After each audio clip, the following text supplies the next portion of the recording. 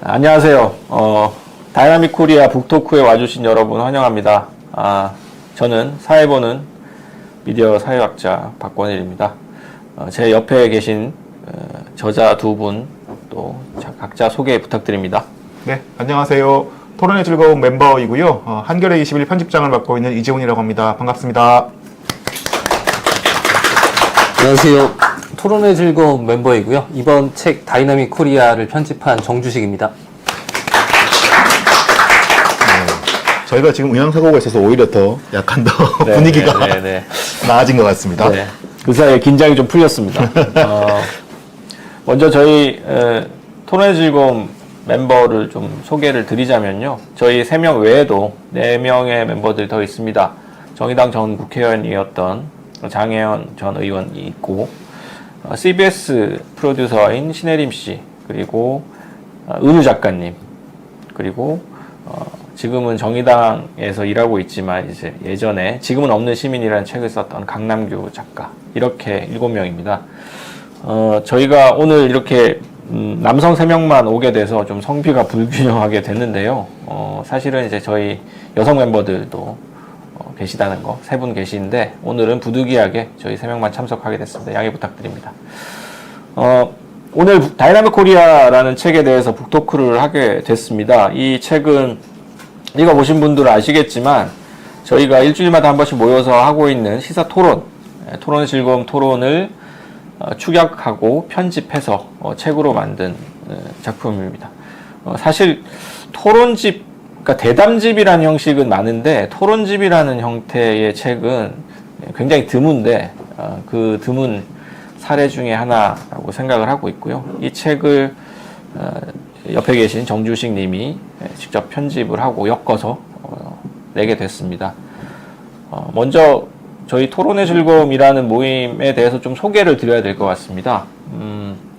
잘 모르시는 분들도 계실 것이고 또 이 책을 통해서 처음 접하신 분들도 계실 텐데 우리 모임이 처음에 어떻게 시작됐는지 그리고 그런 결성의 계기라든가 이야기에 대해서 간략하게 제 옆에 계신 이재훈 편집장이 좀 말씀해 주시도록 하겠습니다. 네. 저희가 이제 토론이라고 하는 그 토론의 즐거움이라고 하는 모임을 시작한 거는 2022년, 그러니까 대선 즈음이었어요. 그러니까, 2021년쯤에 이제 대선 구도가 막 한참, 불이 붙었을 때, 여러분들도 많이 기억하시겠지만, 모르겠습니다. 역대 거의 최악의 대선이 아니었나 싶을 만큼, 양쪽의 적대와, 대결, 극단의 어떤 대결 정치가 극으로 치닫는 그런, 대선이었습니다. 그러다 보니까 상대가, 각자가 어떤 것들이 더 뛰어난 것들을 보여주고 싶으냐, 이런 걸 보여주는 정치가 아니라 상대의 흠을 잡아서 저쪽이 싫으면 나에게 표를 달라, 이렇게 이야기하는, 선거 형태를 보고 우리 사회가 민주주의의 꽃이라고 하는 선거를 이런 식으로 치르는 게 맞는가? 우리 사회가 지금 이렇게 모든 것들이 적대와 증오로 가득 차 있는 게 맞는가? 혐오로 가득 차 있는 게 맞는가? 이런 문제의식을 가지면서 좀 답답해하던 중에 모르겠습니다. 저도 그렇겠지만 다른 분들도 좀 비슷하게 답답해하지 않았을까 싶은 생각이 있거든요. 그래서 그때 여러분들에게 제가 문의를 했습니다. 무언가를 좀 해봐야 되지 않겠느냐. 무엇라도 해보자. 같이 공부라도 하자. 아니면 토론이라도 하자. 이런 이야기들을 하면서 이제 멤버들을 한 명씩 모으기 시작했고, 그래서 이제 2022년 대선쯤 3월쯤부터 저희가 첫 토론을 하고 그 뒤로 매주 토요일 오전에 모여서 토론을 하고 있습니다. 뭐 토론을 계속 하게 되면 이게 과연 가능한가? 재미가 있나? 이렇게 생각을 하고 묻고 계시는 분들이 계시는데, 저희가 지금 3년째 이 모임을 하고 있는데 거의 매주 거의 빠짐없이 토론을 하고 있거든요. 무언가 우리 사회에 계속 이야기할 거리들이 남아있고 그런 이야기들을 계속 할 수 있는 그런 조건이 된다면 그걸 계기로 해서 계속 토론을 하고 또 뭔가 텍스트를 생산해내고 그리고 여기 계신 여러분들하고 호흡도 하고 그러자는 마음으로 지금 계속 토론의 즐거움을 하고 있습니다. 그리고 책을 내고 있고요. 네. 참고로 말씀드리면은 지금 방금 말한 이재훈 편집장이 저희 토질에서 진지함을 담당하고 있거든요. 장혜영 전 의원과 함께 쌍도마차 같은 느낌이고, 사실 저희 토론의 분위기가 항상 이렇게 진지하고 엄숙하지 않습니다. 굉장히 재밌고 즐겁고 발랄하게 하고 있는데 오늘 현장 분위기도 그렇고 약간 분위기가 너무 진지한 것 같아서 약간 좀 솔직히 좀 부담스럽네요. 파급력이 너무 조용해서 그래요. 네. 왜 동네 탓을 하세요? 동네 탓을 하세요. 본인의 진지함을. 네.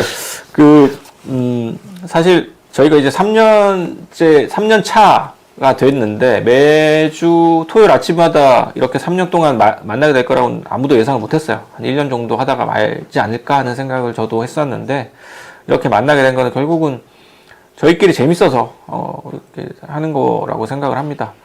그리고 그 결과로 저번에 첫 번째 책으로 냈던 것이 최소한의 시민이라는 책이었고, 그건 저희가 직접 글을 쓴 것들을 모아서 냈던 책이었고, 이번에 두 번째 책으로 낸 책은 그때와는 좀 다른 포맷과 컨셉으로 토론 그 자체를 그냥 현장감 있게 보여드리려고 다이나믹 코리아라는 책을 썼습니다. 이 책을 만들게 된 가장 이제 1등 공신이 있다면은 옆에 앉아 계신 정주식 씨인데요. 주식님이 저희 멤버로서 토론에 참여하기도 했지만 저희 토론을 골라내고 그 토론에서 어떤 부분들을 부각할 것인지 또 거기에 적절한 코멘트를 쳐주고 엮어낸 분이 바로 정주식 씨입니다. 주식님의 어떤 타고난 에디터십이 가장 잘 드러난 책이 또 이번 책이기도 해서 책을 만드는 과정에서 느꼈던 소외라든가 이런 부분들도 좀 얘기를 들어봤으면 합니다. 주식님.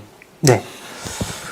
다이나믹 코리아는 일단 책의 구성부터 좀 말씀드리면 저희가 2년여 동안 140여 회 토론을 했더라고요. 그 중에서 비교적 근래에 한국 사회의 어떤 오늘의 한국 사회를 가장 잘 진단해낸 토론문이라고 생각되는 것들을 골라서 총 13개의 토론문을 골라서 저희가 축약해서 토론집으로 엮어냈고요.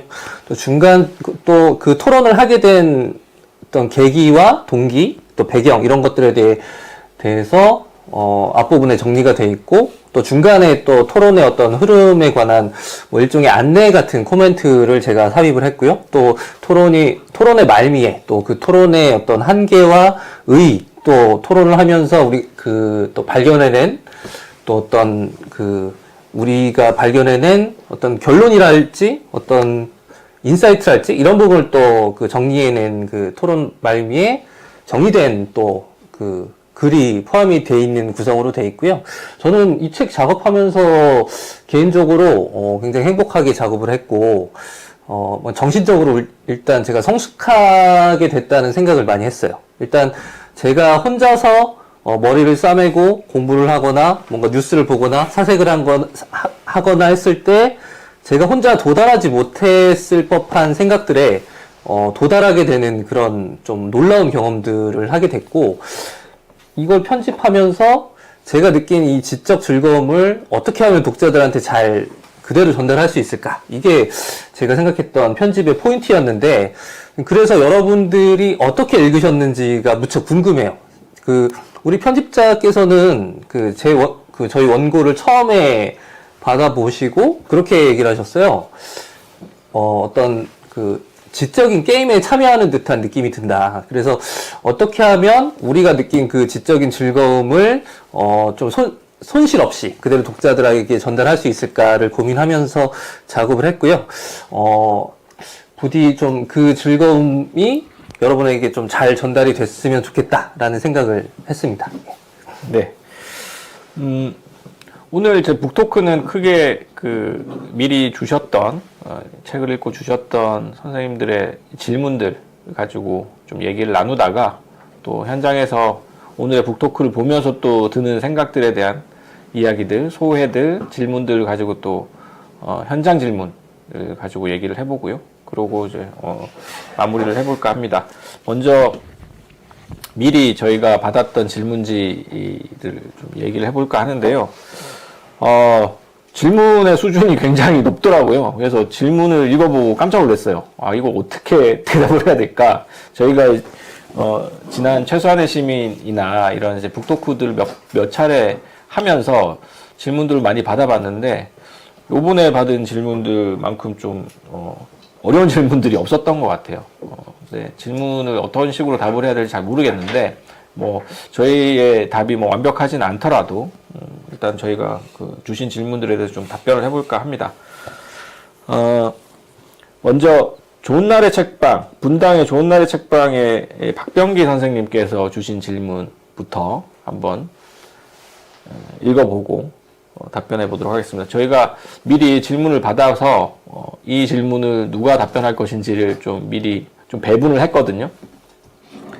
박병기 선생님 질문을 한강 작가의 책에 대한 질문이었는데, 이 질문은 제가 답변을 먼저 드리도록 하겠습니다. 질문부터 먼저 읽어드릴게요. 한강 작가의 책들 중 작별하지 않는다가 문학적으로 아쉬운 점이 있다고 하셨는데, 역사적 사건에 몰입되어 있다는 때문 말고 그렇게 말씀하신 다른 이유가 있나요? 문학적이라는 것이 상당히 주관적인 관점으로 이해하고 있어서요. 문학적이라는 것도 개인적인 취향이나 상황에 따라 판단이나 평가가 달라지는 것은 아닐까요? 라고 질문을 주셨습니다.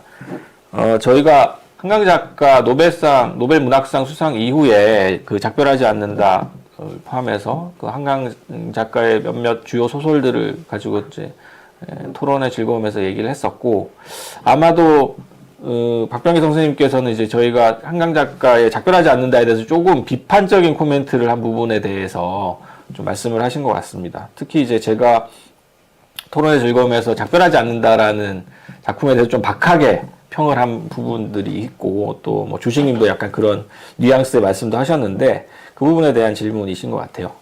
말씀하셨듯이 문학 작품에 대해서 뭐 절대적인 뭐 계량적인 기준 같은 게 있을 수는 없죠. 다 개인적인 취향이나 선호의 문제인 것이고 주관적인 판단에 당연히 들어가는 것인데, 제가 한강 작가의 책들 중에서 특별히 이제 작별하지 않는다라는 것에 대해서 제 기억으로는 한강 작가의 작품 중에서는 그래도 좀 범작이 아닌가? 아주 탁월한 수작이라고 보긴 어렵다라고 그런 뉘앙스의 얘기를 했던 것 같습니다. 저는 그 얘기를 토즐에서만이 아니라 다른 유튜브 그 리뷰 채널에 나가서도 똑같이 했어요. 그때는 더 신랄하게 얘기를 했던 것 같은데, 특히 이제 그 소년이 온다 같은 역사적인 사건에 대한 소년이 온다와 비교를 했을 때 작별하지 않는다가 제주 4.3 사건에 대한 소설임에도 불구하고 이 역사적 사건에 너무 짓눌리고 있는 것이 아니냐라는 취지로 제가 발언을 했었습니다. 그 부분에 대해서 동의할 수 없다라고 말씀하시는 분들이 꽤 있으셨어요. 박병기 선생님뿐만이 아니라 다른 분들도 이 소년이 온다만큼이나 작별하지 않는다도 굉장히 좋은 소설인데 왜 너는 그런 식으로 얘기를 하느냐, 그 작품에 대해서 폄훼하느냐라고 이제 좀 비판하신 분들도 계셨고, 박병기 선생님께서도 아마 제가 말한 부분들에 대해서 동의하지 않으시는 것 같아요. 근데 뭐 그 부분은 저는 이렇게 말씀드리고 싶습니다. 5.18 광주항쟁에 대한 소설이나 문학들이 상당히 그동안 많이 나왔었죠. 그리고 작별하지 않는다도 이제 4.3 문학이라고 부르는 제주 4.3 항쟁에 대한 그런 문학의 어떤 그런 맥락 속에서 있는 작품이라고 생각을 합니다. 한강 작가가 지금은 노벨 문학상을 받으면서 일종의 세계 문학의 지위로 올라섰지만, 저는 기본적으로 한국 문학이라고 생각을 하고요. 그리고 특히 4.3 문학이라는 맥락을 제거하고서 볼 수는 없다라고 생각을 합니다. 한강 작가의 소년이 온다 같은 경우에 한국 문학이라는 맥락 속에서, 그리고 5.18 문학이라는 맥락 속에서 보더라도 저는 굉장히 탁월한 성취를 보인 작품이라고 생각을 해요. 단순히 광주에서 벌어진 학살, 독재자의 만행을 고발하고 그 희생자를 애도하는 수준에 머무르는 것이 아니라 그 애도를 일종의 각상과 정치의 차원으로 끌어올린 수작이다라는 것이 저의 소년이 온다에 대한 평가인데, 과연 그러면 4.3 항쟁을 다룬 작별하지 않는다는 그 정도의 문학적 성취에 이르렀다고 볼 수 있는가? 제 스스로의 주관적으로 판단을 해봤을 때 그 정도에는 이르지 못했다. 저는 분명히 작별하지 않는다가 평균적인 한국 문학 속에서는 훌륭한 작품이라고 생각을 하지만, 한강 작가 작품들 속에서는 저는 이제 일종의 범작이다라고 판단하게 된 것이 결국은 애도의 재현, 애도의 서사에 머무르고 그 애도의 정치에 이르지 못했다라는 측면들이 큽니다. 예를 들어서 소년연대 같은 경우에 애도하는 사람들 그리고 희생자의 모습을 단순히 재현하는 데 그치지 않습니다. 읽어보신 분들 아시겠지만 거기 보면 동일방직 여공들을 연상시키는 우리들은 정의파다라는 노래를 부르면서 지나가는 여성 노동자들의 문제들이 이제 조명이 되거든요. 마치 스쳐 지나가듯이 그런 것들이 조명되고 있지만 사실은 그것이 광주 항쟁의 정치적 의미들을 굉장히 탁월한 방식으로 보여주는 장면들 중에 하나이고 사실 그 장면 하나뿐만은 아니었죠. 그래서 광주라는 사건에 대해서 우리 사회가 이제 이 정도의 문학적 성취로 보여줄 수 있다라는 것을 한강 작가가 그 소설을 통해서 보여준 반면에 작별하지 않는다 같은 경우는 그 정도의 수준에 저는 이루지는 못했다고 생각을 해요. 그러니까 애도의 재현에는 갔는데 애도를 정치의 수준으로 사실 4.3 항쟁이라는 것이 굉장히 정치적인 사건이었거든요. 아시겠지만. 근데 그 정치성이라는 것이 문학적으로 잘 형상화되었는가라고 묻는다면 저는 그렇지는 못했다라고 개인적으로는 판단하고 있습니다. 물론 저랑 또 다르게 생각하시는 분들도 계시겠지만 일단 저는 그렇게 답변을 드리겠습니다. 답이 제가 길어졌는데요. 가급적 앞으로는 좀 짧게 답변을 하고 뒤에 이제 질문하신 분들 또 계실 테니까 빨리 넘어가도록 하겠습니다. 두 번째 질문으로 이 질문도 이제 똑같이 박병기 선생님 질문인데요. 박병기 선생님께서 질문을 3개 주셨어요. 근데 그 질문 3개 중에 하나를 제가 방금 답변을 드렸고 두 질문이 정치에 대한 질문인데 그 질문을 좀 통합을 해서 한 번에 답변하는 방식으로 하겠습니다. 시간도 줄이고 좀 효율적으로 진행을 하기 위해서. 두 번째 질문이 뭐였냐면요. 우리나라 진보 정치의 실종에 대한 토론 중에서 선진국이 된 나라들 중 다수국이 진보는 퇴보하고 극우가 득세하는 경향이 보입니다. 우리나라도 그런 시대적인 상황 때문에 진보가 사라지고 있는 것은 아닐까요? 아니라면 어떻게 해야 진보가 다시 살아날 수 있고 언제쯤이 될 수 있을까요? 라는 질문을 하셨고요. 또 세 번째 질문. 제레드 다이아몬드나 최재천 교수 같은 생물학자들은 저출생이 오히려 좋은 일일 수 있다라는 견해를 보입니다. 현재 우리나라의 저출생을 해결하면 좋을 당면한 주요 과제들 중에 하나인 것처럼 보입니다. 진보 정치 그룹에서 대안이나 해결책을 제안한다면 어떤 아이디어가 있을까요? 요게 뭐 내용은 다르지만 사실은 진보 정치의 역할, 예컨대 저출생이라든가 여러 가지 정책적인 의제들에 대해서 진보 정치가 어떤 식으로 대응할 것인가, 그리고 이 극우가 득세하는 상황에서 어떻게 진보의 지분을 높일 것인가 하는 차원에서 좀 답변을 해볼 수 있을 것 같습니다. 이 질문은 이전 편집장께서 답변을 좀 부탁드립니다. 네. 사실 이 질문에 답변을 제가 하겠다고 손을 들긴 했는데 답이 있는 답변이 될 수 있을까에 대해서는 저도 좀 상당히 의문이긴 합니다. 하지만 제 소신 안에서 좀 말씀드릴 수 있는 것들을 좀 말씀드릴 수 있을 것 같은데요. 먼저 이제 세계적인 현상, 그러니까 세계적으로 극우가 득세하고 있는 현상에 한국의 정치에 어떤 한국 진보 정치의 퇴보도 연관이 되어 있는 거 아니냐는 질문에 대해서 답을 드리자면, 네, 일정 부분 연관이 있다고 저도 생각을 합니다. 다만 이제 기본적으로 세계적인 현상 중에서 진보의 퇴보가 아무래도 더 눈에 띄는 것은 유럽 쪽이라고 할 수 있을 텐데, 유럽 쪽이랑 한국의 상황은 좀 여러모로 다른 측면도 좀 있습니다. 기본적으로 유럽에서 등장하고 있는 극우 정치는 이민자에 대한 혐오 정치. 그래서 이제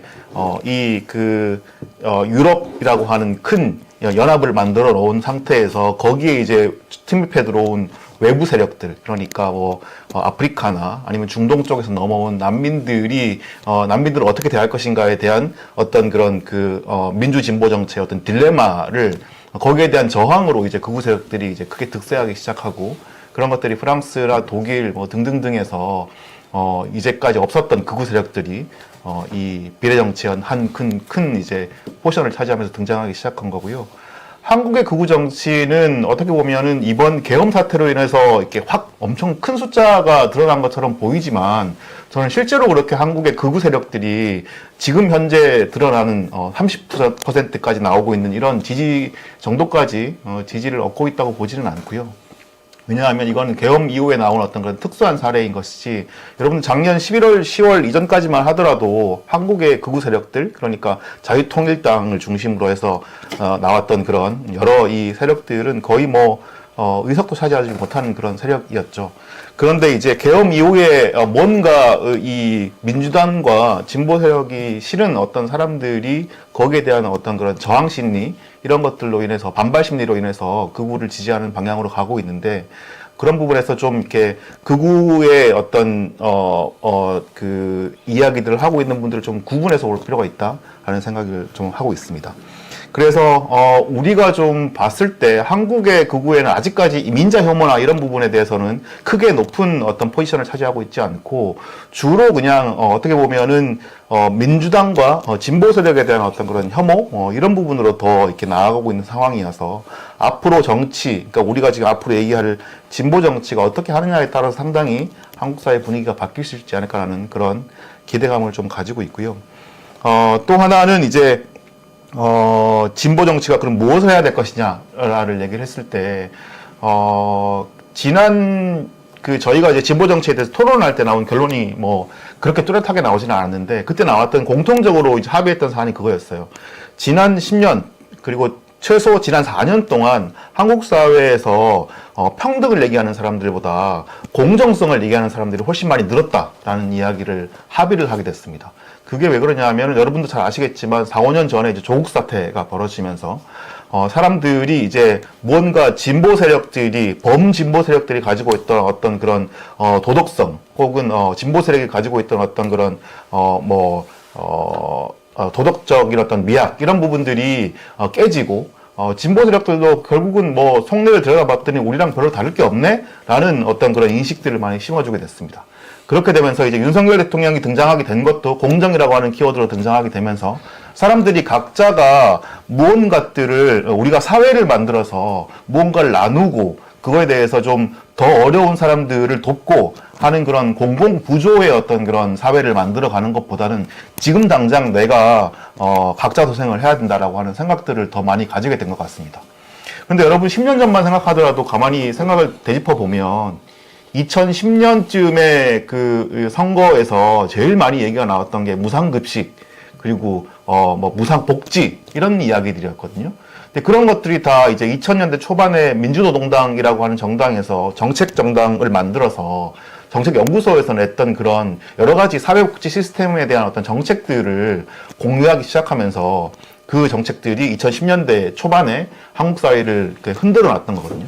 그래서 생각해 보시면 2012년 대선 때는 박근혜 후보도 복지를 얘기했었고, 문재인 후보도 복지를 얘기해서 복지를 두고 서로 다투는 그런 선거를 우리가 했었습니다. 그런데 아시다시피 그 이후로 사회가 점점 나빠지기 시작하고, 2015년, 16년쯤에 헬조선 담론이 등장하기 시작하고, 그리고 2019년쯤에 이제 조국 사태가 등장하기 시작하면서, 지난 한 10년 동안 한국 사회가 점점 그런 공공부조보다는 개인의 어떤 그런 각자 도생을 더 중시하는 사회로 변한 게, 지금의 진보 정치가 기본적으로 더 이상 효용성을 잃어버린 그런 1차적인 원인이 아닌가라는 생각이 들고요. 그거하고 관련해서 저는 여기서 이제 질문 주신 것 중에서 제럿 다이아몬드나 최재청 교수 같은 분들이 이제 저출생이 오히려 더 좋은 일일 수 있다라고 말씀하신 부분들, 제가 이 두 분의 그 큰 학자가 구체적으로 어떤 말씀 때문에 이런 말씀을 하셨는지에 대해서는 제가 살펴보지 못해서 이분들에 대해서 생각을 뭐 정교하게 들여다보지는 못했는데, 저는 뭐 이런 생각도 합니다. 기본적으로 지금 인구 과잉이고 또 이렇게 여러 인구가 좀 어느 정도 적당하게 줄어든 상태에서 생산과 뭐 인구 여러 가지 어떤 강박 이런 것들이 사라지면 좋겠다는 생각을 하지만, 그런 것들이 급격하게 인구가 줄어들 경우에는 오히려 사회적 약자들이 더 살기 힘들어지는 사회가 될 수 있다는 생각을 합니다. 왜냐하면 보수가 이야기하는 인구 담론에서 인구가 더 많이 필요하다고 얘기하는 것은 생산 인구를 이렇게 더 늘리자는 어떤 그런 마인드에서 얘기를 하는 거지만, 진보적 관점에서 인구가 줄은 거에 대한 걱정은 다른 게 아니라 기본적으로 공공부조를 할 수 있는 전체 인구 파이가 줄어들 수밖에 없다는 우려를 얘기하는 것 같습니다. 왜냐하면 한국의 복지 시스템은 기본적으로 세대 간 부조 시스템으로 되어 있고, 청년층들이 또 이제 중산층들이 많이 번 것들을 바탕으로 세금을 내고 그걸 바탕으로 이제 노인들과 사회적 약자들을 이렇게 서포트하는 그런 시스템으로 구성이 되어 있는데 그 구성이 인구가 급격하게 줄어들면 갑자기 와야 될 상황이 되기 때문에 결국은 그렇게 되면 더더욱 이 세대 간 어떤 그런 구조보다는 각자 도생이 더 사회가 더 빨라질 것이고 그렇게 되면 우리가 공공구조 시스템을 다시 재건하기 쉽지 않지 않을까라는 생각을 좀 하게 됩니다. 그런 측면에서 진보 정치의 대안이라고 한다면 앞서 말씀드린 것에 어떻게 보면 역전적인 생각들을 말씀드릴 수밖에 없을 것 같은데요. 우리가 어떻게 서로를 도울 수 있는 사회를 만들 것이냐는 결국은 정책의 문제이고 그 정책을 연구 개발하기 위해서는 정당의 힘이 필요하고 그 정당의 힘이 만들어지기 위해서는 시민들의 지지도 필요하지만 그 정당이 제대로 된 어떤 그런 그 의회에서 비례의 그 어느 정도 지지를 받을 수 있는 그런 선거제도 개혁도 필요한 상황이거든요. 근데 지금 이제 계속 얘기가 나오지만 양당 중심의 어떤 선거제도 안에서는 어떠한 뛰어난 정당도 다른 정당들이 위성 정당으로 뛰어들지 않는 한 이 진보 정당의 어떤 그런 제대로 된 포지션을 차지하지 못하는 그런 제도 안에 있기 때문에 저는 무엇보다 선거제도가 좀 바뀌어서 좀 각 정당이 비례성 있는 그런 득표율대로 의석을 정확하게 배분받을 수 있는 그런 정치제도가 갖춰져야 된다. 이렇게 말씀을 좀 드리고 싶습니다. 네. 그 토론의 즐거움을 구독하시거나 아니면 다이나믹 코리아를 읽어보신 분들 중에는 조금 정치적인 입장에 다른 분들도 계실 거예요. 진보적이라고 자기가 생각하시는 분들도 계실 테고 또 좌파라고 생각하시는 분들도 계실 텐데 그분들이 이 책을 읽어보면 어떤 생각을 하게 될까 저 개인적으로 좀 궁금하긴 했습니다. 저희들이 사실은 방금 이제 이재용 편집장도 말씀하셨지만 민주당과 국힘으로 대변되는 이 양대 정당 중심의 정치에 대해서 우리는 굉장히 비판적인 발언들을 많이 하거든요. 토론을 즐거우면서. 그러다 보니까 사실은 민주당 지지자가 한국에서는 좌파, 진보로 분류되잖아요. 물론 최근에 뭐 이재명 대표는 중도 보수 선언을 하셨습니다만 그렇게 본인을 이제 민주당 지지자이자 좌파나 진보로 포지셔닝을 하셨던 분들 상당수가 우리 토줄이나 이 다이내믹 코리아를 보면 되게 당황하실 수도 있다는 생각을 합니다. 이 사람들 도대체 무슨 소리를 하는 거지? 진보라는 것이 이런 것인가? 라고 생각하실 수도 있고 또 민주당에 대해서 비판적인 부분에 대해서 불편하실 수도 있을 것 같은데 사실은 한국 사회에서 진보는 굉장히 스펙트럼이 넓고요. 민주당을 포함해서 사실은 과거의 민주노동당 진보신당도 있었고 지금의 정의당 그리고 뭐 이전에 있었던 뭐 여러 가지 정당들 녹색당, 노동당 뭐 다양한 진보 정당들이 존재하는데 사실은 의미 있는 정치 세력을 구성한 것이 별로 없었을 뿐인데 그 부분에 대해서 사람들은 이제 진보 정당이 한국에는 민주당이다라고 생각하시는 분들도 제법 계신 것 같아요. 근데 그 부분에 대해서는 어쩔 수 없이 저희가 다시 설명을 드리면서 이렇게 정치적인 문제에 대해서는 좀 첨예하게 말씀을 드릴 수밖에 없을 것 같습니다. 세 번째 질문은 좀 정치적인 문제는 아니고요. 복제기원 찬반 논란에 대한 저희 토론에 대한 질문이었습니다. 명랑쿠키 잔잔하게라는 아이디의 선생님의 질문인데 질문 읽어보겠습니다. 복제기원 찬반 논란에 대한 토론을 진행했는데요. 토론이 끝나고 남는 질문들 세 번째 질문인 동물이 인간의 언어를 이해한다면 이 토론을 어떻게 봤을까에 대해 이야기하다 저자분들의 생각도 궁금하다고 이구동성 입을 모았습니다. 두 번째 챕터 세 번째 질문에 대한 의견을 부탁드린다고 하셨어요. 이 질문에 대해서는 답변할 사람이 주식님밖에 없다고 생각합니다. 주식님. 그렇죠? 네, 주식님은 늘 이 동물들 얘기에 큰 관심과 사랑을 보이는 저희 토론자였고, 특히 인간에 대한 혐오가 우리 중 가장 큰 사람이거든요. 주식님 답변 좀 부탁드립니다. 네.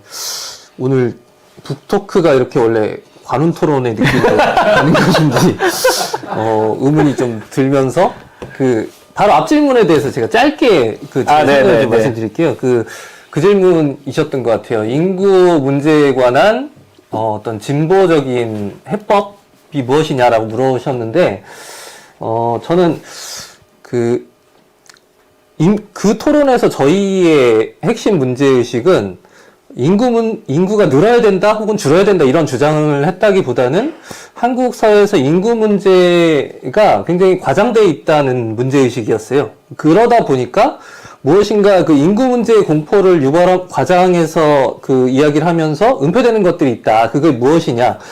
분배의 문제일 거라고 저는 생각을 했어요.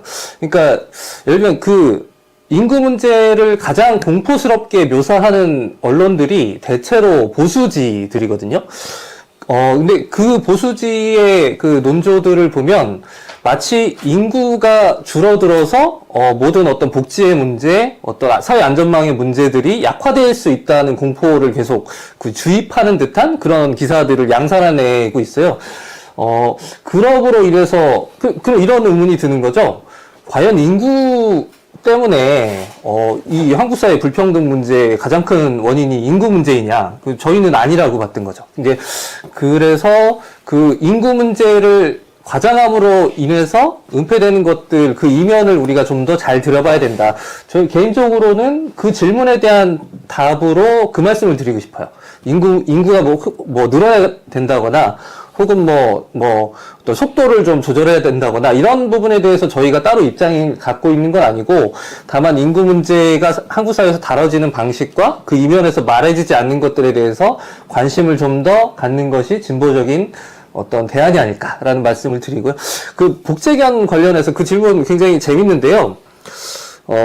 그 질문을 왜 넣냐면 그 토론문을 읽고 제가 답답해서 던졌던 질문이에요. 그러니까 저희가 그 종차별주의자라는 것을 인정하면서 토론을 했지만 이야기를 하다 보면 우리가 그 동물의 입장과 인간의 입장 사이에서 갈피를 못 잡고 있다는 느낌이 드는 토론이었거든요. 그래서 궁금해진 거죠. 그 동물들을 위해서 나서줄 제3자가 없는 입장에서 우리가 아무리 그 어떤 인본주의와 동물권 사이에서 밸런스를 잡고 토론을 한다 한들 이게 밸런스가 맞춰질 수 없다는 생각이 들었던 거죠. 우리 토론의 한계를 느끼고서 그렇다면 만약에 우리의 토론을 동물 입장에서 바라보면 어떤 생각을 할까라는 질문이 들었던 거고요. 근데 그 질문을 이제 저희한테 물어보셨으니까 만약에 제가 동물 입장에서 그 우리 토론을 바라봤다면 일단 욕을 했을 것 같아요.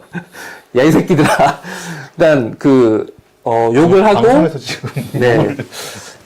왜냐면 그 동물 입장에서는 우리가 굉장히 그들의 그 생명을, 그렇게 뭔가 희생하는 것이 어쩔 수 없다는 그 이야기들을 반복해서 했기 때문에. 동물한테 근데 욕이라는 개념이 의미가 있을까요? 우리말을 이해한다고 하니까, 그 설정상. 그래서 아마도 제가 동물 입장에서 그 토론을 들었으면 일단 대화를 하고 싶었을 것 같아요. 일단 인간과 대화를 하게 된다면, 일단 대화를 하려면 우선 통성명이 필요하죠. 일단 서로 간에 호명을 해야 되니까. 그리고 일단 호명을 하고 이름을 부른다는 거는, 일단 상대를 내가 일단 적어도 잡아먹지 못한 대상이 되는 거잖아요. 내가 이름을 부른 상대를 잡아먹거나 어떤 그 생명을 우리가 함부로 대할 수 있는 지위에서 이제 벗어나는 거니까. 그런 생각을 했습니다. 두 분은 어떻게 생각을 하시나요?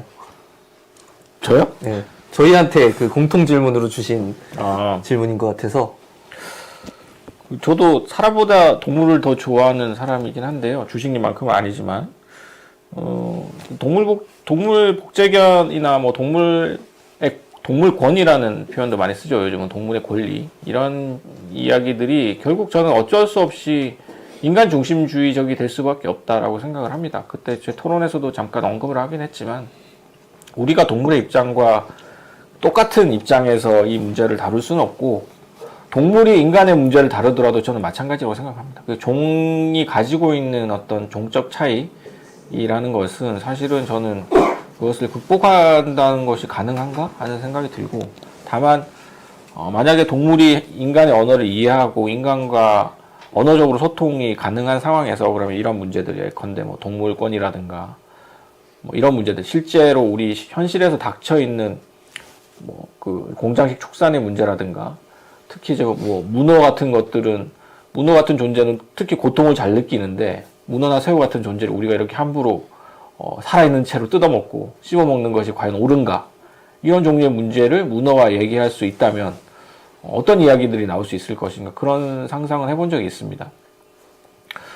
동물들은 그런 것들을 일종의 센시언스, 쾌고 감수성이라고 얘기하는 그런 고통을 통해서 우리의 어떤 뭐 지성을 표현하는 그런 방식으로 이야기한다면 동물도 충분히 지성을 가진 존재고 권리의 주체일 수 있기 때문에 저는 그런 동물의 고통을 줄이기 위한 인간들의 노력이 당연히 필요할 것이고 관련된 법이나 제도들도 지금과 다른 방식으로 존재해야 된다고 생각을 하는데 저는 이것이 뭐 상상 속에서 일종의 사고 실험으로는 가능하겠지만 실제로 그런 것들이 현실적으로 가능하지 않기 때문에 사실 뭐 그냥 재밌는 상상 정도라고 생각을 하고요. 다만 우리가 지금 일어나고 있는 동물에 대한 학대, 그 생태의 위기를 불러일으키고 있는 이 인간 중심적인 여러 가지 환경 파괴라든가 뭐 이런 부분들에 대해서는 당연히 저는 인간 중심의 관점을 통해서라도 동물의 복지에 도움이 되는 그런 형태로 얼마든지 저는 더 개선될 수 있지 않을까 하는 생각이 듭니다. 그래서 동물의 입장을 우리는 완벽하게 이해할 수 없다. 그런 종의 장벽을 뛰어넘을 수는 없지만 그럼에도 불구하고 지금보다 나은 방식을 고민하고 사고할 수는 있다라는 정도입니다. 네. 재훈님은 뭐 어떻게 보십니까? 동물에 대한 이게 뭐랄까요, 이제 두 분이 다 얘기를 다 해주셔가지고 저는 꽤 뭐 기본적으로 동물에 대한 인간의 자세, 이거는 뭐 두 분이 말씀하신 대로 똑같이 다 생각을 하는데, 기본적으로 저는 이 동물들하고 인간이 공존할 수 있는 사회를 만드는 것, 그리고 또 동물을 넘어서 식물들, 그러니까 저희 한겨레 21에 주로 이제 연재하는 기사들에 보면 나무나 식물, 생태 이런 기사들을 많이 보게 되는데, 이제 인간 중심주의를 넘어서서 동물과 식물, 자연, 그리고 이 모든 생명을 가진 생명권, 생태 이런 것들을 우리가 어떻게 고민할까를 고민하다 보면 인간이 이제 얼마나 이기적인 존재라는 건지를 너무나도 많은 현상들을 보면서 우리가 알 수 있잖아요. 그랬을 때 그러면 우리가 최소한 그 생존을 위해서나 아니면은 살아가기 위해서 우리가 어쩔 수 없이 동물의 어떤 그런 권리나 아니면 식물의 어떤 그런 생존권을 침범할 수밖에 없고 그들을 뭐 흡수하면서 살아갈 수밖에 없는 그런 상황에 처해 있지만 조금이라도 더 윤리적인 어떤 그런 소비를 할 수 있고 또 윤리적으로 공존할 수 있는 그런 태도 이런 것들을 갖추지 않는 이상은 계속 이 문제가 윤리적으로 계속 교차할 수밖에 없기 때문에 그런 생각들을 계속 토론하고 성찰하고 이런 태도를 갖춰야 되지 않을까라는 생각을 좀 합니다. 동물 얘기 나온 김에 그 관련된 질문 하나 더 해주신 분이 계세요. 질문 읽어보겠습니다. 잔잔하게라는 아이디에 동물 인간 복제에 있어서 기억이 아닌 영혼까지 그대로 복제할 수 있게 된다면 영화 미키 17에서의 멀티플 상황이 생긴다면 어떻게 대처해야 할까? 이것도 주식님이 답변해 주시죠. 예. 미키 17 보셨나요? 예, 봤습니다. 예. 이 질문도 정말 재밌는 질문인데요. 근데 미키 17에서는 영원히 복제된 이야기를 보여줬다기보다는 오히려 영원히 복제되지 맞아요. 않은 이야기를 보여줬다고 저는 생각을 해요. 그러니까 미키 17에서 복제된 두 개체가 원본과 복제본이 등장하는데 그 둘의 영혼은 누가 봐도 다르잖아요. 성격이 완전 판이하게 다르고 다른 원본과 복제본이 갈등하고 서로 뭐 지지고 볶고하는 이런 장면을 보여주는데 그런 면에서 그날의 저희 토론의 주제와 굉장히 연결되어 있다는 느낌을 많이 받았어요. 그 영화에 나오는 주제의식 자체가. 그러니까 오히려 그 영화를 보면 복제된 영혼에 대해서 어떻게 대해야 될지 굉장히 생각이 복잡해지거든요. 그러니까 우리가 원본 생물에 대해서는 우리가 좀 할 말이 있어요. 왜냐면 이미 존재했던 생물과 우리가 맺어놨던 관계가 있기 때문에 그 원본 생물을 우리가 어떻게 대해야 될지 혹은 어떤 윤리적 지위를 부여해야 되는지에 대해서 우리는 어느 정도의 지식과 경험을 갖고 있는데 새로 등장한 그 복제된 생명에 대해서는 도대체 이걸 생물이라고 봐야 하는지, 생명이라고 본다면 어느 정도의 윤리적 지위를 갖고 있는 생명으로 봐야 되는지 굉장히 난감하다는 거죠. 그 질문을 그 영화가 던지고 있다고 생각해서 그날의 저희 주제의식과 비슷하다고 생각했고, 또 한편으로서는, 생명의 존엄에 관한 질문을 던졌다고 생각해요. 우리가 그 영화를 보면서 제일 고통스러운 장면이 뭐냐면, 지금 어쩔 수 없이 좀 스포를 이야기할 수밖에 없는데, 매번 복제되는 그 생물체, 이거를 그 원본이라고 해야 될지, 아무튼 그 원본이라는 것이 있잖아요. 원본 그 의식을 갖고 있는 그 어떤 영혼이 다른 몸을 통해서 계속해서 복제가 되는데, 사람들이 그 복제되는 생명에 대해서 굉장히 하찮게 대하는 태도가 있죠. 너는 어차피 죽어봐야 다시 태어날 사람이니까 아무렇지 않게 죽여버린다든지, 굉장히 하대하고 그냥 우리가 하기 싫은, 할 수 없는 아주 위험하고 더러운 작업에 투입하면서 마치 그 생명이 존엄하지 않은 것처럼 그 영화에서 묘사하는 장면들이 나오는데, 그거 자체가 생명의 존엄이 어디서 비롯되는지에 대한 그 어떤 일종의 주장이라고 생각해요. 그러니까 우리가 매번 복제되고 죽지 않고 계속 영생하는 영혼이라고 하면 과연 우리가 스스로 존엄을 느낄 수 있을까라는 생각을 하게 됐어요. 그래서 그 미키 17이라는 영화 자체는 저는 영화로서는 조금 봉준호 감독의 영화로 봤을 때는 작품성의 측면에서는 개인적으로 좀 실망스럽게 봤다고 생각하지만, 지금 질문 주신 부분과 관련해서는 굉장히 좀 의미 있는 연결점이 있다고 생각하고요. 근데 질문의 구체적인 내용은 그거잖아요. 도플갱어를 만났을 때 어떻게 대처해야 되느냐. 그 질문인 것 같은데, 제가 SF 매니아이긴 한데, 그 보통의 SF물에서 일종의 합의된 그 규율 같은 게 있는데, 도플갱어를 만난다면 일단 먼저 죽이라는 게 보통 그 SF 세계관에서 통용되는 그 어떤 기본적인 규칙이긴 합니다. 내가 그들 죽이지 않으면 그가 날 죽일 것이다. 그래서 도플갱어를 만나면 반드시 네가 먼저 죽여라. 이게 제가 알고 있는 그 SF 세계관에서의 규칙인데, 이거는 그냥 생각나서 그냥 말씀드렸습니다. 네. 이 문제에 대해서 재훈님 하실 말씀 있으신가요? 저는 별로. 미키 17도 못 봐서요. 제가 네. 요즘 저는 이렇게 영화를 볼 수 있는 시간이 없습니다. 죄송합니다. 주간지 편집장이 비애가 느껴지는 대답이네. 그 질문을 또 한 가지 말씀을 드리자면,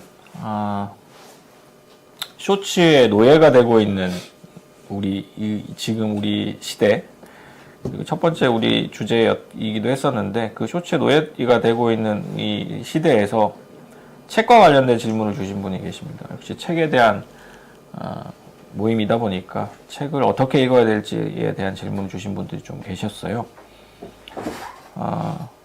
스스로를 너무 탓하지 말자. 그러니까 책을 안 읽고 쇼츠에 노예가 되고 있는 우리 스스로를 너무 탓하면서 살지 말자라고 우리가 얘기를 했던 것 같고, 토줄에서 이제 그 부분에 대해서 좀 위안을 받으셨던 것 같아요. 그리고 그럼에도 불구하고 좀 더 긴 글을 읽는, 그런 글을 읽을 수 있는 트레이닝을 하고 싶습니다. 어렵지 않게 쉽게 접근할 수 있는 방법은 뭐가 있을까요? 라는 질문을 하셨고요. 그리고 또 책에 대한 질문을 더 하신 분이 계십니다. 브루스님. 방금 한 질문은 이청희님이 하셨고요. 또 브루스님이 주신 질문은 도둑맞은 집중력에 대한 질문이었고요. 최근에 다양한 분야의 책을 읽고 싶어서 병렬식 독서를 하고 있습니다. 병렬식 독서라는 말을 저는 잘 모르겠지만 여러 책을 동시에 읽는다? 이런 의미이신 것 같아요. 아무래도 직렬식 독서보다 책을 깊게 읽지 못하는데요. 병렬식 독서를 효과적으로 하는 좋은 방법이 있을까요? 라고 질문을 주셨습니다. 이 두 질문이 좀 연결되는 것 같아서 제가 일단 먼저 답변을 드리고 나머지 두 분께도 이 질문에 대해서 좀 어떻게 생각하시는지 좀 여쭤보고 싶네요. 여기가 점오 책방이기도 하고, 또 이 책방을 하시면서 이제 책에 대해서 아무래도 많이 읽기도 하고 고민하시는 분들도 계신데, 제가 사실 책을 막 엄청 읽는 다독가는 아니지만, 그래도 한 7, 8년 정도 독서 수업이나 글쓰기 수업을 하면서 책을 많이 읽는 수업을 한 적이 있습니다. 그때 느낀 점들을 좀 도움이 된다면 말씀을 드릴까 해요. 일단 쇼츠 중독 시대에 긴 글을 어떻게 읽을 것인가. 이거는 저도 사실 느끼는 부분이거든요.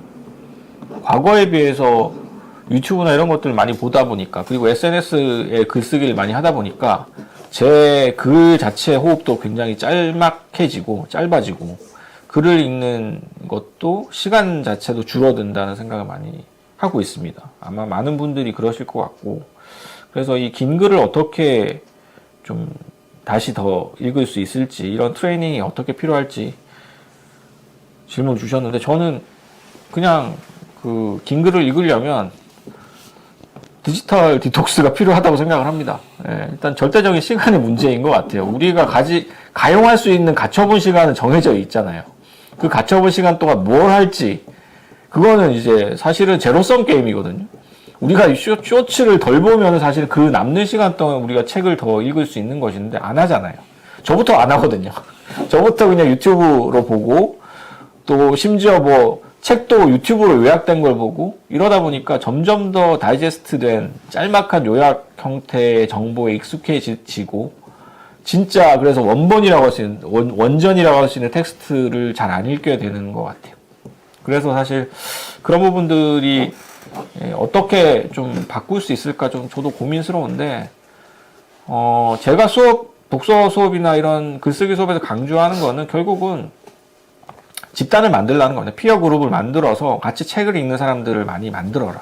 이를테면 내가 이 분야에 대해서 이런 책을 읽고 싶다 하면은 그 분야에 관심 있는 사람들을 스스로 조직을 해서 그룹을 만들어서 강제적으로 그 모임에 자기를 얽매도록 만드는 강제화된 어떤 시스템이 필요합니다. 그래서 내가 그 약속에 나가지 않으면 안 되도록 그렇게 자기 스스로를 좀 타율적으로 규율할 필요가 있다. 그러지 않으면 사실은 저는 이 쇼츠나 릴스나 이 수많은 다이제스트된 도파민이 팡팡 치솟는 이 정보의 세계에서 우리는 빠져나올 수가 없다고 생각을 해요. 그것을 빠져나오는 건 사실은 또 다른 강제를 통해서 가능한데, 그 강제라는 것은 스스로 만들어낸 어떤 규칙들 뿐이고, 그런 면에서 저는 독서 모임이라든가 이런 것들을 다양하게 좀 만들 필요가 있다라고 생각을 합니다. 두 번째 질문과 관련해서는 병렬식 독서를 좀 더 효과적으로 하는 좋은 방법이 있을까요? 병렬식 독서는 저도 이제 많이 하는 편인데요. 왜냐하면 제가 이제 공부와 관련된, 제가 하고 있는 연구 분야와 관련된 책들도 읽어야 되고, 또 제가 사회 비평을 할 때 필요한 그런 책들도 읽어야 되고, 또 여러 가지 제가 또 그냥 좋아해서 읽는 그런 책들도 읽으니까 여러 가지 분야의 책들을 거의 이제 동시다발적으로 막 읽는데, 그럴 때 어떻게 좀 그런 정보들을 처리하고 정리하고 남길 수 있을 것인가에 가까운 질문인 것 같습니다. 저는 결국은 이제 그런 병렬식 독서를 제대로 정리하는 것 역시도 본인의 시간을 투자하는 것인 것 같아요. 그걸 투자하지 않고 그냥 마구잡이식으로 내가 읽고 싶은 책들, 혹은 지금 유행하고 있다 이렇게 해서 막 읽다 보면 병렬식 독서를 아무리 열심히 해도 나중에 보면 아무것도 처음 보는 책 같거든요. 나중에 또 자기가 읽었던 책들 봐도. 그래서 그럴 때는 사실은 메모하는 습관이 필요한데, 그 메모가 내가 읽은 책의 내용을 정리하는 메모를 하면은 사실은 별로 재미가 없어요. 그런 식으로 책을 메모하면 오래가지 못합니다. 제가 추천드리는 방법은 본인이 호기심을 갖게 만든 요소들, 내가 재밌었던 부분을 중심으로 메모를 하십시오. 병렬식 독서를 할 때. 그래서 그 메모에 나와 있는 내 호기심을 자극한 요소들이 평소 자기가 관심 있는 테마와 그 요소들을 연결시켜서 그 테마에 연결이 될 수 있는 요소들을 쭉 메모를 하는 방식으로 좀 독서를 이어가시는 게 좋다. 저는 긴 글을 읽거나 아니면 뭔가 책을 계속 읽어 나갈 때 가장 중요한 것이 동기부여라고 생각을 합니다. 책이라는 것이 온라인 정보랑 달리 좀 밋밋하거든요. 정보 자체가, 데이터 자체가. 그래서 그것을 계속 유지하기 위해서는 뭔가 스스로 동기를 만들어낼 수 있어야 되는데 그 동기를 만들어내려면 어떻게 해야 되는가? 결국은 저는 호기심을 자극하는 방식밖에 없다고 생각해요. 내가 무엇을 궁금해하는가? 내가 땡기는 것이 무엇인가? 제가 독서 수업을 할 때 항상 강조하는 몇 가지 저만의 독서의 3대 요소 이런 게 있습니다. 그게 촉신공이라는 건데요. 촉신공 독서법이라고도 제가 이제 막 포장을 해서 약을 팔기도 하는데 촉신공의 촉은 다을 촉자입니다. 그러니까 자기가 이를테면은 이제 뭔가 마음에 와닿는 것, 내가 뭔지 모르겠는데 뭔가 끌리는 것, 그런 걸 중심으로 책을 읽어야 된다는 것이고, 글을 쓰는 것도 마찬가지입니다. 내가 뭔가 내 영어 필요 없다는 거, 내가 뭔가 땡기는 것, 나의 마음을 터치하는 것, 그런 것들 중심으로 책을 읽어야 된다는 것이고, 신은 믿을 신자입니다. 그러니까 내가 믿는 독자들의 리스트, 내가 믿는 저자의 리스트를 작성하는 겁니다. 내가 믿고 읽는 누군가, 이를테면 믿고 읽는 이재훈, 믿고 읽는 정주식이 쓴 책, 이런 책들의 리스트를 계속 업데이트를 하고 10년 주기로 그것을 다 갈아엎어야 됩니다. 10년 동안 읽었는데 이 10년 뒤에도 똑같은 작가가 똑같이 나는 믿고 읽는다? 그러면 그 사람은 자기 독서는 별로 발전한 게 아닙니다. 내가 10년 전에 읽었던 작가가 지금도 똑같이 좋다? 너무 좋다? 그건 좀 자기를 의심해 봐야 돼요. 그동안 나는 성장하지 않은 거다라고 보시고, 저는 사실은 그렇거든요. 제가 20년 전에 정말 좋다고 생각했던 작가들의 책이 지금도 좋다? 진짜 고전의 작품들, 뭐 스피노자의 에티카라든가 이런 거 빼고 20년 전에 읽었던 그때 당시 유행했던 작가들, 이런 작가들의 책이 지금도 좋다? 그런 거 별로 없습니다.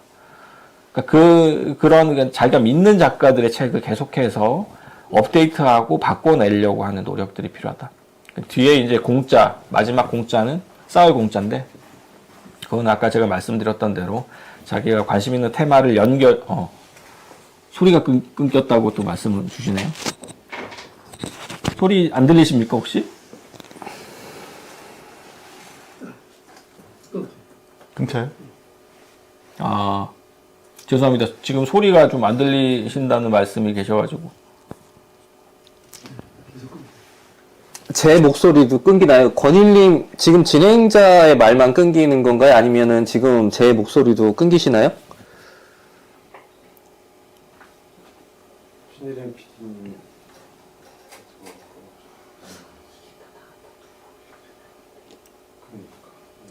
나는 나갔다 들어오지 않았잖아.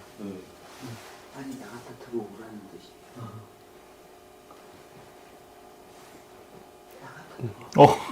말씀하시죠. 네네. 신혜림 PD님의 조언대로 나갔다 들어오니 들린다고. 네, 감사합니다, 신혜림 PD님. 네. 아무튼 그렇습니다. 그래서, 공 얘기를 하시더라고요. 네, 촉신공의 마지막 공은 쌓을 공짜인데, 그 쌓을 공짜는 제가 전반부에 말씀드렸던 같이 책을 꾸준히 읽어나가는 피어 그룹, 그분들과 계속해서 꾸준히 만나는 게 공입니다. 사실 책 읽는 것도 공부도 혼자 하는 거 아니거든요. 제가 최근에 작년에 이제 연말에 늦깎이로 박사 논문을 썼는데요. 박사 논문 같이 쓰는 그룹을 만들었습니다. 저 혼자서 박사 논문을 쓰면은 못 쓸 것 같아가지고, 올해 안에 못 쓸 것 같아서 같이 박사 논문을 써야 되는, 거의 같이 이제 멱살 잡고 같이 그냥 우리 써야 돼 막 이렇게 하는 멤버들을 꾸려가지고 매주 만나서 체크를 하고 서로 진도 어디까지 나갔는지 보고 서로 이제 뼈 때리는 얘기하고 막 그렇게 해서 한 3개월 동안 그렇게 정말 열심히 써서 그래도 좀 1년 만에 쓸 수 있었거든요. 저는 그게 집단의 힘이고 연대의 힘이라고 생각을 해요. 박사 논문도 사실은 그렇게 혼자 쓰는 게 아닌 것처럼 책 읽는 것도, 긴 책을 읽든 뭘 하든 그런 지적인 작업들 대부분 다 집단 작업이라고 생각을 합니다. 그래서 제가 강조드리고 싶은 건 촉신공 이런 것도 뭐 물론 중요하지만 제일 중요한 거는 마음 맞는 친구들, 성격이 맞는 그런 친구들 말고 내가 읽는 어떤 분야를 같이 열심히 읽어줄 수 있는 친구들을 만드는 것이 가장 중요하다. 그 친구들과 인연을 끊지 말고 계속해서 이어나가는 것이 가장 중요하다. 이렇게 강조드리고 싶습니다. 요 질문에 대해서 뭐 주식님이나 재훈님께서 뭐 하실 말씀 있으시면, 최근에 주식님 책 많이 읽으시던데 그 책과 관련해서 긴 책을 읽기 위한 어떤 트레이닝 방법이라든가 뭐 이런 부분들. 뭐 각자에 맞는 독서 스타일이 있을 네. 텐데요. 그러니까 제 경우를 말씀드리면 그 첫 번째 질문이 긴 글을 더 잘 읽고 싶다. 그리고 두 번째 질문이 병렬 독서를 잘하고 싶다. 이거셨던 것 같은데 저는 그 두 번째 질문이 첫 번째 질문에 대한 답이었어요. 제 개인적으로는. 그러니까 그 긴 글을 읽을 때 가장 어려운 부분이 저 같은 경우에 피로감이었거든요. 아무리 재미있는 책도 몇백 페이지를 한 번에 읽어나가다 보면 그 피로감 때문에 뭔가 그 뇌를 더 돌리기가 힘들어지는 경우가 와요. 근데 그 사람 그 위도 그렇잖아요. 내가 밥 먹는 배가 따로 있고 디저트 먹는 배는 따로 있거든요. 이거를 번갈아서 먹으면 사람은 무한히 그걸 먹을 수 있어요. 그것처럼 약간 독서도 저 같은 경우에는 주로 소설이나 논픽션 이것들을 이제 한 두 가지 정도 책을 완전히 다른 분야의 책을 이제 병렬로 저는 읽는데 예를 들면 소설 읽다가 지친 뇌는 철학책을 읽으면 이게 리프레시가 됩니다. 예를 들면 뭐 다른 철학책을 읽다가 지친 뇌는 약간 이제 그 밥 먹고 디저트 먹듯이 커피 마시듯이 재미있는 소설책을 읽으면 또 이제 다시 여기서 또 뇌가 활성화되거든요. 저는 그런 식으로 아주 다른 분야의 한 두 가지, 세 가지 정도의 책을 병렬로 읽는 게 책을 좀 더 재밌고 많이 읽을 수 있는 개인적인 좀 방법이었던 것 같아요. 최근에 그 재훈님 같은 경우에는 탐사보도 관련된 강의하시잖아요. 네. 그 강의에서 제가 페북에 올리신 글을 강의와 관련된 글을 최근에 읽었는데 그 수업을 들으시는 학생분 중에 한 분이 어떤 내러티브 저널리즘의 사례로 제시했던 어떤 기사, 그 기획 기사를 가지고 수업을 하시는데 그 기사가 재미가 없어서 뭐 잘 안 읽히더라 하는 얘기를 한 학생이 있었는데 그 학생과의 어떤 대화를 소개를 해주신 부분을 되게 재밌게 읽었거든요. 네. 이것과도 좀 연결이 되는 얘기 같아요. 네. 예, 그와 연결해서 좀 말씀 좀 해주십시오.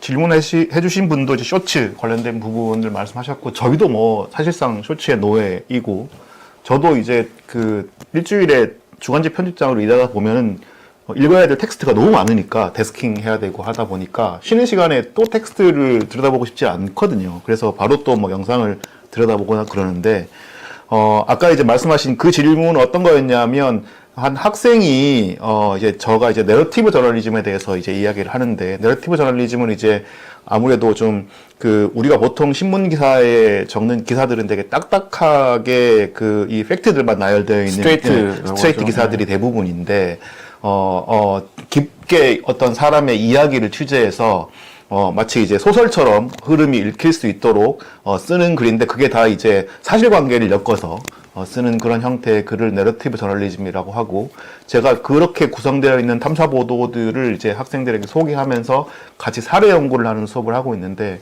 그 학생이 이제 중간에 이제 얘기를 던진 거예요. 이제 이 간병살인이라고 하는 테마를 던졌던 서울신문의 이제 그 2018년 한국기자상 수상작을 같이 읽고 이제 토론하는 수업이었는데, 막 토론 수업을 하다가 학생이 물어본 거죠.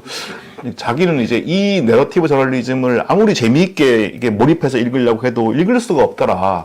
오히려 이제 유튜브에 훨씬 더 내러티브 저널리즘의 구현이 잘 되어 있다고 생각하지, 신문의 어떤 그런 저널리즘은 이제 가독성이 없다, 이런 얘기를 하더라고요. 그래서 제가 이제 물어봤죠.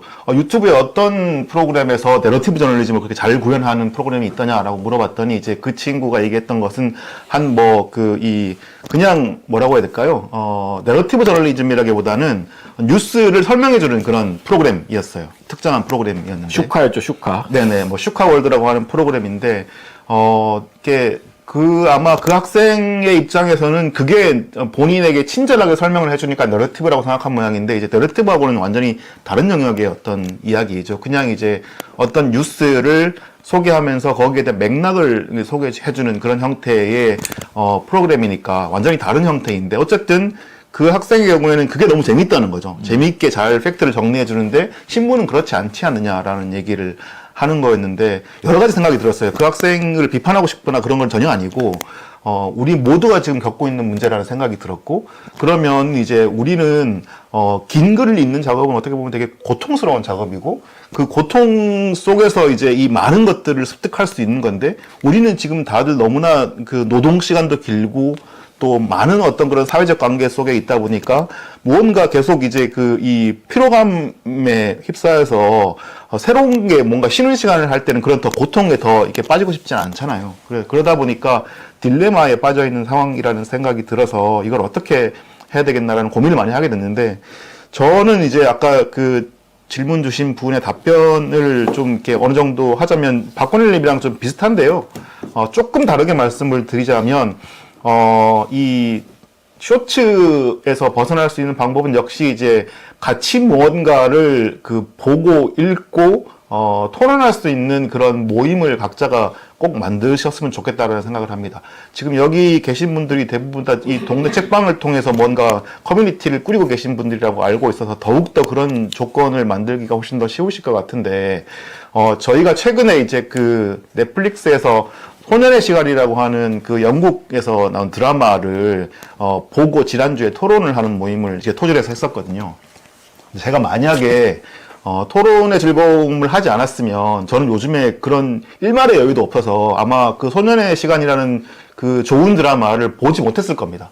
그런데 모임에서 토론의 즐거움을 하기 위해서 그 소년의 시간을 보고 거기에 나가서 무언가를 얘기해보고 싶은 마음, 그리고 다른 동료들이 그 드라마를 어떻게 보고 저한테 무슨 이야기를 해주고 싶은지를 듣고 싶은 마음, 이런 마음 때문에 제가 결국은 새벽 시간까지 쪼개서 그 소년의 시간이라는 그 드라마를 봤거든요. 이거는 그러니까 뭔가 혼자 무언가를 하기는 정말 쉽지 않고 같이 즐거움을 공유할 수 있는 모임, 이런 모임을 크게 아니더라도 뭐 서너 명만 모여서 하더라도 모여서 이 무언가를 강제적으로 한다면, 강제적으로 하는 게 그냥 고통스럽게 하는 게 아니라 즐겁게 할 수 있는 것은 결국 만나서 어떻게 이야기하고 어떻게 무언가를 나눌 것인가를 고민하는 순간이 즐거움 때문이거든요. 그래서 그거를 꼭 좀 권유를 해드리고 싶고요. 또 하나는 이제 이제 병렬식 독서를 말씀하신 부분에 대해서도 이제 그 권일님이랑 저희 거의 비슷한 이야기이긴 한데, 저는 그 병렬식 독서를 하는 이유 중에 하나가 제가 글 쓰기 위한 어떤 도구로 이 그 독서 내용들을 쓰기 위한 생각도 있거든요. 왜냐하면 저는 이제 많은 것들을 생산해내야 되는 사람이고, 그런 사람이다 보니까 많은 것들을 또 이 책에서 얻게 되는데, 그 얻을 경우에 병렬식 독서를 하면서 늘 이제 이 노션이나 이런 이 핸드폰에서 쓸 수 있는 프로그램에다가 이 독서의 기록들을 남기거든요. 근데 여러분 아시겠지만 병렬식 독서를 하다 보면 어떤 책에 무슨 내용이 있는지 계속 헷갈리게 되고, 그 읽는 순간에 내가 느꼈던 인사이트나 나의 생각들, 고민들, 이런 것들은 기록해두지 않으면 금방 잊어버리잖아요. 그래서 그런 것들을 요즘은 너무나 이 스마트폰에 그런 거를 정리할 수 있는 어떤 좋은 앱들이 많으니까 독서를 하고, 아까 권일님은 거기에 대해서 뭐 다른 생각들을 적으라고 하셨지만, 저는 독서의 그 책에 있는 내용을 그대로 적어놔도 상관없다고 생각합니다. 왜냐하면 그거를 보는 순간 내가 그 글을 읽을 때 무슨 생각을 했는지도 같이 떠오르거든요. 그렇게 되면 나중에 글을 쓸 때나 무언가 토론을 할 때, 이야기를 할 때, 그때 병렬식 독서를 했던 그 내용들을 다시 되짚어보면서 그때 내가 그 순간 했던 생각들을 되살려내서 이야기를 할 수 있는 그런 도구적으로 독서 내용을 활용할 수 있기 때문에, 저는 그런 방식으로 조금 더 목적적으로 독서를 할 수 있는 방법이 있다면 병렬식 독서에서 여러분들이 많이 얻을 수 있는 것들이 많지 않을까라는 생각을 좀 합니다. 네. 그러니까 재훈님 말씀하셨던 것처럼 사실은 다양한 사람들이랑 만나서 얘기를 하면서 자기 생각이 어느 순간 개발되고 발전되는 것들이 순간순간 느껴져요. 그때 도파민이 팍팍 생기거든요. 주식님도 토주를 하면서 이제 자기 혼자서는 생각하지 못했던 것들을 생각하게 됐다라고 말씀하셨는데, 저도 정확히 똑같이 느끼고, 그게 매주 졸리고 피곤한데도 토요일마다 아침에 나와서 이 멤버들을 보는 이유죠, 사실은. 이 멤버들이랑 같이 어떤 사안에 대해서 혹은 뭐 영화나 드라마에 대해서 저희는 종종 얘기를 하는데, 그런 얘기를 할 때 사실은 내가 생각지도 못했던 부분들에 대해서 뭔가 화두를 던지게 되고, 그 과정에서 완전히 뇌가 깨어나는 느낌들을 받기도 해요. 매번 일어나진 않습니다만. 근데 그런 경험들을 한번 하고 나면 다시는 그 이전으로 돌아갈 수 없습니다. 그러니까 우리가 쇼츠를 이겨내기 위해서, 쇼츠의 중독에서 빠져나오기 위해서는 그런 깨달음, 그런 집단적인 지적인 각성의 순간들을 반드시 가져야 된다. 그러지 않고서는 사실은 그만큼 강렬한 경험들 없이는 쇼츠나 릴스 같은 그런 중독성 강한 콘텐츠에서 벗어나기 되게 힘들지 않을까 하는 생각이 들고요. 그리고 뭐 그 정보를 정리하는 방법에 대해서 제가 잠깐 도구적인 뭐 말씀을 드리자면 제가 수업에 많이 소개하는 건데 기억의 공전 독서법이라는 게 있습니다. 그 마테오 리치라는 신부가 예전에 얘기를 해서 되게 유명해진 독서법인데 제가 중학교 때 학원에서 배웠던 건데 이걸 제가 독서 수업 때 많이 좀 얘기를 하기도 합니다. 이걸 정보를 어떻게 정리해야 될지 잘 모르시는 분들이 생각보다 많더라고요. 직장 다니시는 분들도 그렇고. 그래서 주로 이제 이 기억법은 의대생들이나 특히 이제 단시간에 많은 것들을 암기해야 되는 사람들이 많이 쓰는 방법인데요. 쉽게 얘기하면 우리의 기억의 방식 자체가 장소화되어 있다라는 데 착안한 기억법이에요. 우리 기억은 장소성으로 구조화되어 있거든요. 뇌 자체가 그렇게 되어 있고 그래서 어떤 기억을 계열화시켜서 각각의 방을 만들어서 그 방에 저장을 시키는 방식으로 기억을 하는 겁니다. 그래서 제가 추천드리는 방법은 그래서 마테오 리치는 기억의 궁전이라고 얘기하는 것이 궁전에 수많은 방들과 그 방에 있는 가구들과 서랍 하나하나에 다 각각의 기억들을 저장하는 방식으로 기억을 하는 거예요. 이제 이게 마테오 리치급의 천재가 되면 그 정도 이제 규모가 되는 것이고 저희 같은 이제 평범한 사람들은 큰 노트를 준비를 해서 그 노트의 특정한 위치, 좌표라고 하죠. 그 좌표에 비슷한 정보들을 계속 기억을 할 수 있도록 적어 나가는 겁니다. 이거는 실제로 의대생들이 그 암기를 할 때 쓰는 방법이에요. 그리고 많은 경우에 이제 좀 공부를 열심히 암기를 해야 되는 사람들이 많이 쓰는 방법입니다. 그 방식이 굉장히 효율이 높거든요. 그런 방식으로 좀 자기 독서한 것들을 정리해 보는 것들도 어떤 면에서는 좀 도구적으로 굉장히 도움이 될 거다라고 말씀드리고 싶습니다. 예, 그 준비된 질문들은 여기까지고요. 중간에 현장에서 이제 질문을 받아서 그 질문에 대해서 좀 얘기해보는 시간을 갖도록 하겠습니다. 중간에 주신 질문들이 2개가 있네요.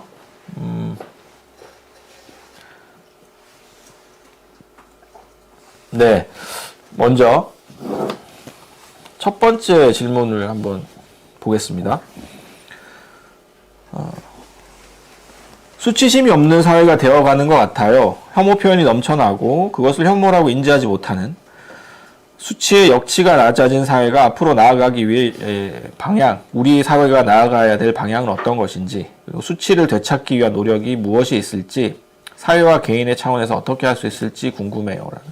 부끄러움과 수치심이 없는 그런 사회가 되어가는 이것을 어떤 식으로 바꿔갈 수 있을지에 대한 이야기인 것 같습니다. 이 부분에 대해서 뭐 주식님이나 재훈님 어떻게 보시는지 말씀 좀 부탁드립니다. 제가 먼저 할까요? 네. 수치심이 없다.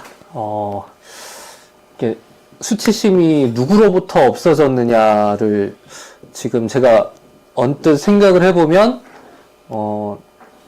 주목 경쟁에 뛰어들고 있는 사람들로부터 점점 그 수치심이라는 게 별게 아니다라는 좀 관념들이 생기는 것 같아요. 뭐 쉽게 말하면 유튜버들이죠. 그러니까 지난번에 저희가 토론할 때 권일님이 주목 경쟁하고 인정 투쟁의 어떤 차이에 대해서 이야기를 하신 적이 있는데, 인정 투쟁이라는 거는 말 그대로 타인의 인정을 필요로 한다는 거죠. 그래서 내가 좀 인정을 받고 싶다. 어떤 뭐 능력이나 실력을 발휘해서 타인으로부터 인정을 갈구하는 욕망이라고 하면, 주목 경쟁이라는 것은 인정을 필요로 하지 않는다는 거예요. 그래서 그냥 내가 진짜 말 그대로 뭐 예를 들면 뭐 진짜 온갖 창피한 짓을 하고 수치스러운 행동을 하더라도 나는 그냥 주목만 받으면 그게 너무 행복으로 이어지고, 그게 심지어는 그런 주목 경쟁으로 인해서 뭔가 그 경제적 이득까지 취하게 되는 거죠. 그 막대한, 내가 정말 남들 앞에서 정말 뭐 빤스를 내리고서 엄청난 경제적인 부를 누릴 수 있다? 근데 이런 그 어떤 경제 시스템이 유튜브나 어떤 다른 소셜미디어 시스템 안에서 만들어진 거죠. 그래서 그런 것들이 먼저 그 우리 사회의 어떤 수치심의 어떤 그 평균을 점점 뭐 깎아먹고 있지 않나, 이런 생각이 하나가 들고, 또 한 축은 이제 정치에서의 수치심이라고 할 수 있을 것 같아요. 지금 그 질문 주신 분도 약간 그런 측면에서의 수치심을 이야기하신 걸 수도 있다고 생각이 되는데, 일단 정치의 어떤 부족화, 진영화가, 그 진영주의가 격화되면서 일단 뭔가를 어떤 솔루션? 어떤 우리 사회에서 어떤 목적을 이루고 합의를 이뤄가는 게 어떤 정치의 목적이 되지 못하고 오로지 승리를 추구하는 것이 어떤 그 진영의 목적이 되다 보니까 그 어떤 그 진영의 승리를 위해서는 아무리 그 창피하고 부끄러운 수단이라도 얼마든지 사용할 수 있다. 이런 어떤 규범의 붕괴 같은 것들이 정치에서 점점 일반 사회로 내려오는 이런 또 측면도 하나가 있는 것 같아요. 그래서 이 두 가지 측면에서 좀 수치심이 무너지고 있는 것 같다는 생각이 들고요. 거기에 대한 답변은 우리 이재용 편집장님께서 해주시죠. 그러니까 이게 수치심이 없는 사회라는 거를 저도 이제 제가 칼럼 같은 것들을 쓰면서 여러 번 표현을 했던 표현인데요. 결국 저도 이제 비슷하게 두 가지인 것 같습니다. 이제 정치라고 하는 것이 이제 어떤 가치를 추구하느냐가 중심이 되어서 그 가치를 구현하기 위해서 하는 정치가 되어야 되는데, 최소한 한국 사회가 저는 2000년대 초반, 그리고 2000년대 초중반, 2010년대 초반, 이때까지만 해도 최소한 가치를 두고 싸우는 정치가 이루어졌다고 생각해요. 그때의 정치를, 그 당시에는 저도 여전히 한계가 있다라고 평가했던 적은 있지만, 지금 돌아보면은 그때는 무언가 그래도 더 나은 사회, 예를 들어서 노무현 대통령도 그렇고, 심지어 이명박 대통령도 그렇고, 본인들이 이제 어떤 사회를 만들겠다라고 하는 그런 가치 기준을 앞세우면서, 그 선거에 나와서 표를 얻고 집권을 했단 말이죠. 그런데 이제 어느 순간 그런 이 가치를 앞세우는 정치가 사라진 것이 우리 사회를 이렇게 정말 모든 상황들에서 수치심이라는 것들을 사라지게 만든 그런 기본이 된 게 아닌가라는 생각이 들고요. 그러다 보니까 사회적 롤모델이라는 게 사라져 버렸습니다. 이제는 과거에는 최소한 사회적 성공을 위해서든 경제적 성공을 위해서든 각자가 가지고 있는 롤모델을 앞세우면서 거기에 대해서 보수든 진보든 또 어떤 그런 그 사람들이 이제 구축해 놓은 가치에 따라서 본인이 나아갈 어떤 길들을 정하는 그런 시대였다면, 지금은 그런 시대가 아닌 거죠. 롤모델 같은 건 없고 그냥 오로지 어떤 그 돈을 많이 벌 수 있다거나 혹은 승리만이 그 전부라거나 라는 방식으로 무언가 이겨내면 독식할 수 있고, 거기에서 나는 어느 정도 이제 안전한 방어막을 구축할 수 있고, 그러면 상대가 어떻게 됐고 남들이 어떻게 됐든 나만 안전하고 나만 어느 정도 그 생활을 영위할 수 있으면 된다라고 하는 마음으로 지금 가득 차 있는 사회가 되다 보니까 우리가 공동체에서 같이 공존할 수 있는 사회로 얘기할 수 있으려면 결국 그런 정치가 이제 다시 등장해서 우리가 서로를 어떻게 공공으로 돕고 살 것인가를 이야기할 수 있는 정치가 되어야 되는 거잖아요. 근데 지금은 그런 시대가 아니다 보니까 모두가 각자 도생하고 모두가 SNS 좋아요를 받고 또 유튜브에서 조회수를 올려서 수익을 얻고 이런 것들이 사회를 다 장악해버리는 그런 사회가 된 것 같아서 그런 부분에서는 좀 많이 안타까운 생각이 좀 들고 있습니다. 네. 저도 간략하게 이 부분에 대해서 답변을 드리자면, 수치심이 없는 사회를 단적으로 보여주는 단어가 저는 먹고사니즘이라고 생각합니다. 먹사니즘이라고 이재명 민주당 대표가 말씀하셨던, 먹고사니즘이라는 말은 사실은 근데 꽤 오래전부터 유행했던 단어였죠. 먹고 사는 문제가 가장 중요한 가치고 이데올로기고 나머지는 아무 소용없는 이야기들이다. 유일한 우리가 믿을 수 있는 가치, 유일한 지향, 유일한 비전이 먹고 사는 거, 먹고 싸고 자는 거 외에 어떤 것도 무가치하고 무의미한 것이다라는 식의 이데올로기가 먹고사니즘이라는 것이고, 그 말이 사실은 수치심 없는 사회를 만들어냈다고 생각을 합니다. 그것이 처음 시작됐던 시기가, 저는 IMF 직후에 어떤 탤런트가 TV 광고에 나와서 여러분 전부 부자 되세요라고 외치던 그 시절부터였다고 생각을 해요. 부자 되세요라는 말이 제가 어렸을 때는 조금 민망한 말이었어요. 부자라는 것이 좀 부도덕한 이야기였거든요. 부자가 되려면 어느 정도 비윤리적인 일을 해야지 부자가 될 수 있다라는 생각을 많은 사람들이 하고 있어. 그만큼 이제 부도덕한 일들이 비일비재했던 시기였기도 했고요.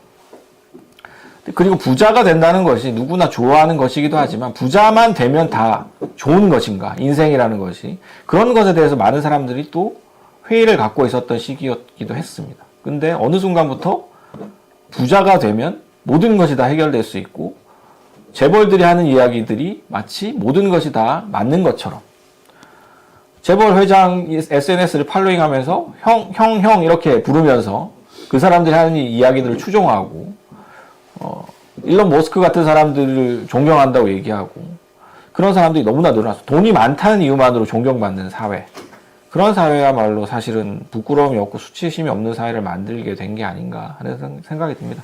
돈 물론 중요한데 먹고 사는 거 중요하죠. 먹고 사는 게 안 중요한 적은 없었죠. 근데 그것만 중요하기 때문에 우리가 지금 이렇게 부끄러움을 모르는 사회가 된 게 아닌가 하는 생각이 듭니다. 그거는 이제 바꿔 얘기하면 먹고 사는 것 외에 중요한 가치들이 너무나 하찮게 여겨지기 때문이죠. 남들을 돌보고 아픈 사람들 옆에서 같이 있어주고 또 약한 사람들을 도와주고 그런 것들이 되게 비웃음을 받는 시대가 됐어요. 어느 순간 제 앞가림도 못하면서 네가 누굴 돕는다고 그래?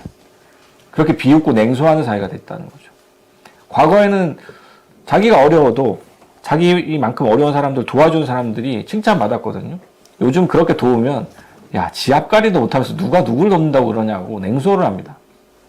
그런 시대가 사실은 수치심이 없는 사회를 만든 게 아닌가 하는 생각을 해봤습니다. 네, 그 수치심이 없는 사회에 하나만 더 보태자면 이제 아까 말씀하신 그런 먹고살이즘 이야기에 약간 저는 결이 다른 얘기를 좀 드리고 싶은데 이 정치가 그러니까 먹고살이즘을 얘기할 때 그 먹고살이즘이라고 하는 게 기본적으로 우리가 생활을 영위할 수 있는 정도의 벌이를 할 수 있는 사회라고 한다면 그게 뭐 이재명 대표가 얘기하는 기본사회 이런 것이라고 한다면 지금의 민주당의 정치가 그런 방향으로 가고 있느냐는 또 다른 의문이 드는 거죠. 예를 들어서 이재명 대표가 얘기하는 중도 보수 정치랄지 혹은 이제 여러 분야에서 세금을 감면하는 방향으로 나가는 뭐 자산 과세 유예하는 부분이랄지 아니면 종부세도 완화하고 또 뭐 상속세도 완화하고 이런 방향의 정치가 과연 진짜 먹고살이즘의 정치가 맞는지도 좀 의문스럽거든요.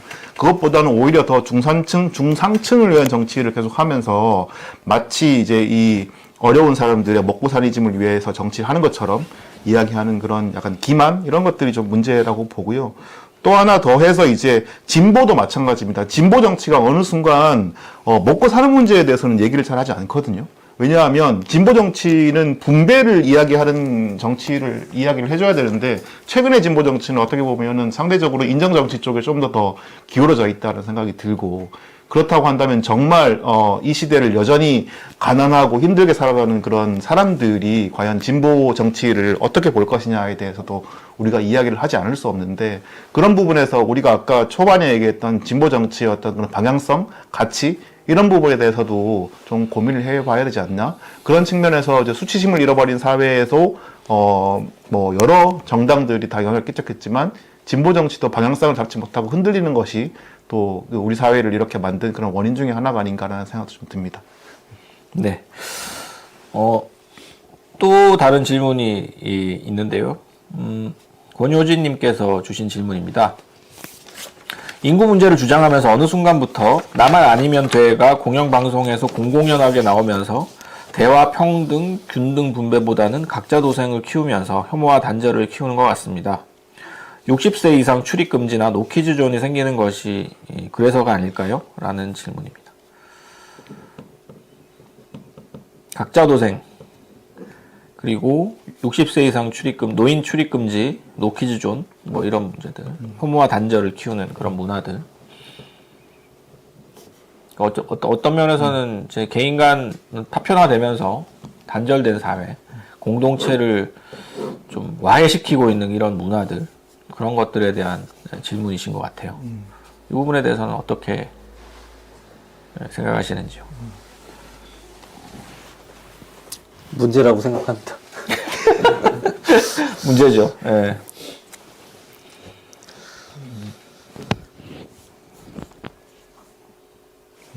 제가 먼저 할까요? 네. 나만 아니면 돼. 이거는 공영방송에서 되게 오래전에 얘기한 것 같은데,